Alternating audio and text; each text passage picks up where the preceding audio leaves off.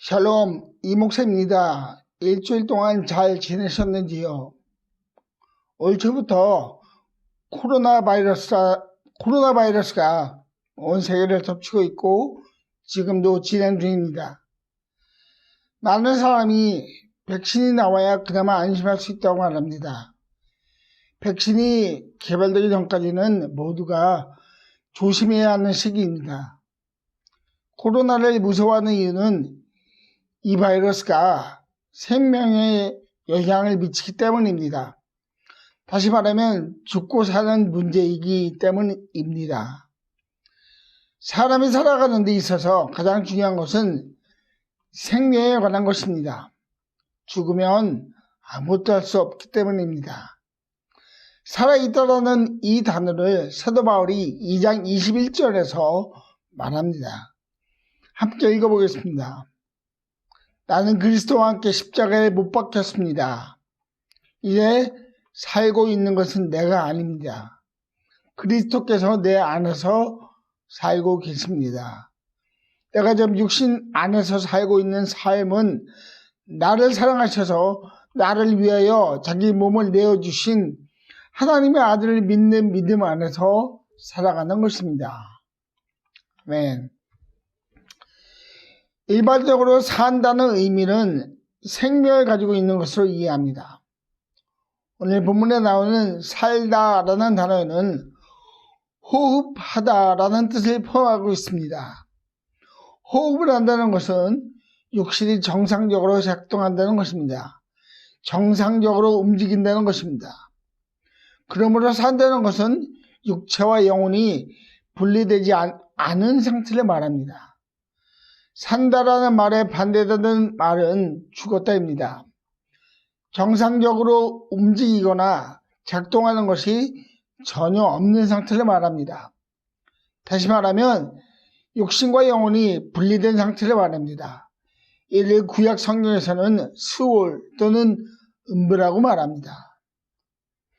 다시 오늘 본문으로 돌아가면 살다라는 단어가 3번 나오면 알 수 있습니다. 이제 살고 있는 것은 그리스도께서 내 안에 살고 계십니다. 내가 육신 가운데 살고 있는 삶. 그러면 사도 바울이 말하는 산다는 것은 무엇일까요? 먼저 바울은 산다는 것의 전제 조건이 있음을 말합니다. 그 전제 조건은 나는 그리스도와 함께 십자가에 못 박혔습니다. 입니다. 그리스도께서 십자가에 못 박히셨음을 좀 더 생각해 보려고 합니다. 왜 그리스도인 예수님께서 십자가에서 죽으셔야만 했나요? 나를 사랑하셔서입니다. 바울을 사랑하셔서입니다. 미랄교회 모든 성도님들을 사랑하셔서입니다. 하나님의 사랑은 헌신적이고 조건이 없는 사랑입니다. 나를 사랑하셔서라는 단어에 쓰인 이 단어는 저희들이 익히 들어온 아가페를 말합니다. 죄인을 바라보는 하나님의 마음이 어떠했을까요? 조건 없는 사랑으로 그의 아들을 주신 그 하나님의 마음은 아브라함이 그의 아들을 제물로 바치기 위해 길에 가는 동안에 아브라함의 마음을 이해하면 하나님의 마음이 조금은 이해가 되는 것 같습니다. 하나님께서 죄인들을 위해 그리스도를 이 땅에 보내셨습니다. 그리스도는 예수님을 말합니다. 하나님이 약속하신 바로 그 하나님의 아들입니다. 하나님의 아들이 십자가에 못 박히었습니다.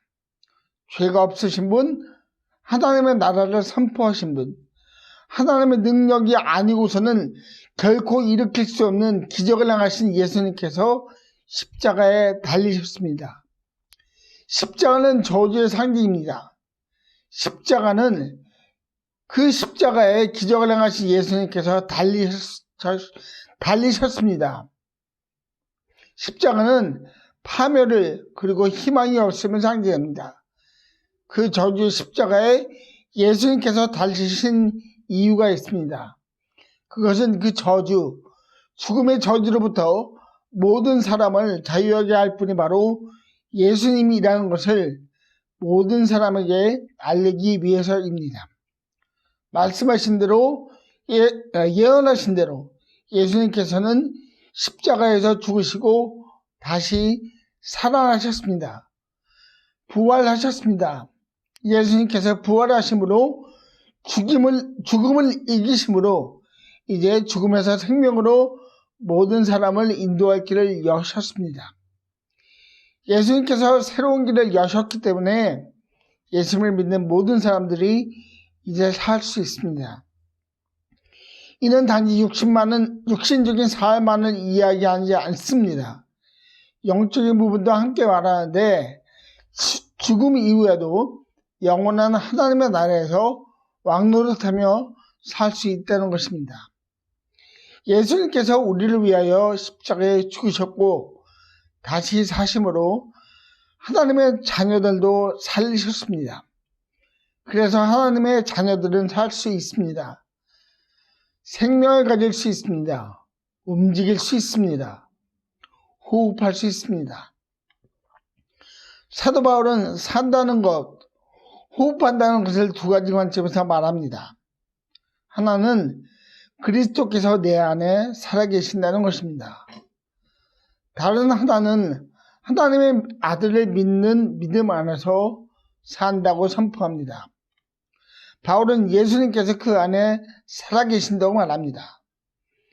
이는 두 부분으로 생각할 수 있는데, 먼저는 예수님께서 바울 안에 그리고 하나님 자녀들 안에 거하시기 위해 하신 일이 있다는 것입니다. 사도 바울은 이 예수님의 일은 자기 몸을 내어주신 것이라고 말합니다. 내어주셨다라는 단어의 의미는 전수하다, 넘겨주다, 맡기다입니다. 예수님께서는 그의 몸을 넘겨주시고 십자가에서 죽으셨습니다. 그의 몸을 하나님에게 맡기며 십자가에서 죽으셨습니다. 그 이유는 모든 사람을 위한 구원 때문입니다. 죄로 인하여 죽을 수밖에 없는 영혼을 다시 살리기 위한 하나님의 일입니다. 하나님을 알지 못하는 자들을 다시 하나님 안으로 들어오게 하기 위하여 예수님께서 자기 몸을 내어주셨습니다. 예수님께서 바울 안에 미라교회 모든 성도님들 안에 살아계신다는 또 하나의 의미는 구별된 하나님의 자녀로서의 정체성입니다. 하나님의 자녀들은 더 이상 세상 가운데 살지 않습니다. 세상은 예수님이 안에 사는 곳이 아니라 자기 자신 안에 사는 곳입니다. 하나님을 떠난 사람들은 자기 자신을 믿고 그 믿음대로 신념대로 살아갑니다. 이런 현상은 현 시대에만 존재하는 것은 아닌데요. 사사기 가장 마지막 절은 이렇게 기록합니다. 사람들은 저마다 자기의 뜻에 맞는 대로 하였다. 자기의 뜻이 기준입니다. 자기의 믿음이 기준입니다. 그리하여 나의 뜻과는 다른 사람의 뜻을 보면 참지 못합니다. 다툼이 일어납니다. 그로 인해 질서가 무너지고 갈등이 생깁니다. 그렇게 열심히 싸우다가 인생을 마칩니다. 그러나 그리스도 안에 있는 하나님의 자녀들은 자신의 뜻을 내세우지 않습니다. 자신의 뜻을 뒤로 합니다. 예수님의 뜻을 찾습니다. 비록 어떤 경우에는 이해하지 못할 상황이 있더라도 하나님의 선하심을 믿으며 하나님의 뜻을 소망하며 기다립니다. 예수님께서 자기 몸을 내어주셨습니다. 살리기 위해서입니다. 하나님의 자녀들은 살게 하기 위해서입니다.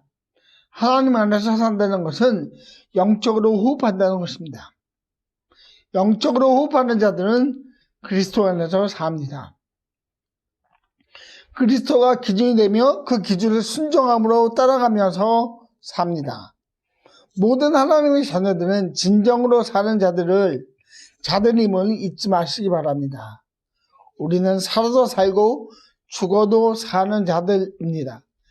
그 귀한 삶을 허락해 주신 예수님을 기억하며 감사의 기도를 드립시오. 어메이징 그레이스의 가사에 이런 가사가 있는데요. 예전에는 보지 못했지만 이제는 볼 수 있습니다. 입니다. 예전에는 호흡하지 못했지만 이제는 예수님을 알므로 호흡할 수 있다는 것을 감사하는 성도님들이 되기를 축복합니다. 그리스도 안에 있는 사람들은 또한 믿음 안에 삽니다. 이 믿음은 바로 예수님에 대한 믿음입니다. 지난주에도 말씀드렸지만 이 믿음을 가지다라는 단어는 중간태로 기록되어 있습니다. 스스로 믿음을 가질 수 있는 것이 아니라 하나님께서 먼저 개입하셨다는 것입니다. 요한계시록 3장 20절 말씀처럼 하나님께서는 언제나 모든 사람의 마음의 문을 두드리십니다. 하나님의 사랑입니다. 그분의 형상대로 창조한 모든 사람을 원래의 모습으로 되돌리려는 하나님의 노력입니다. 그러한 하나님의 개입하심으로 영적인 눈이 열리게 되면 예수님에 대해 알게 됩니다. 성경이 믿어지게 됩니다. 이성적으로 생각해서는 불가능한 일들이 믿음으로 가능하게 됩니다. 모든 그리스도인들은 이 믿음 안에 삽니다. 처녀가 아무런 관계없이 아이를 가진다는 것이 세상 사람들의 눈에는 거짓된 이야기라고 할지 모르지만 믿음을 가지게 되면 그것은 믿어집니다. 예수님께서 행하신 그 모든 기적들, 그리고 예수님 사역의 가장 하이라이트인 십자가 사건이 믿어집니다. 그 믿음으로 삽니다. 그 믿음으로 호흡합니다. 그 믿음으로 나의 모든 죄가 용서받았고 연약한 자를 의인이라고 부르신다는 것을 알게 됩니다.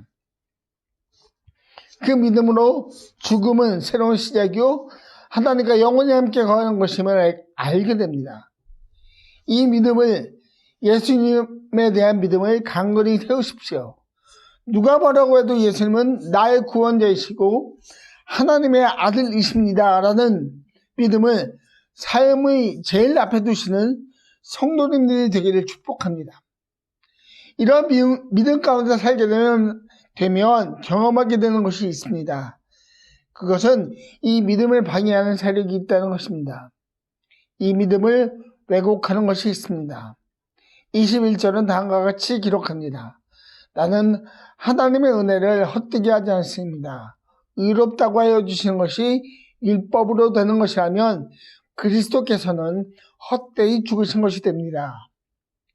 은혜를 헛되이 한다는 것이 무슨 뜻일까요? 헛되게 한다는 단어를 다른 단어로 말하면 무효로 하다입니다. 은혜를 무효로 한다는 것입니다. 은혜와 상관이 없는 자가 되었다는 것을 의미합니다.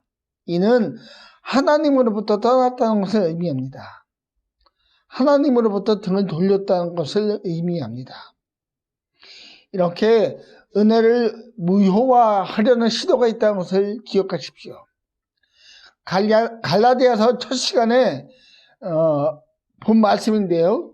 1장 6절 7절을 보면 여러분을 그리스도 안에서 불러주신 분에게서 여러분이 그렇게도 빨리 떠나 다른 복음으로 넘어가는 데는 나는 놀라지 않을 수 없습니다.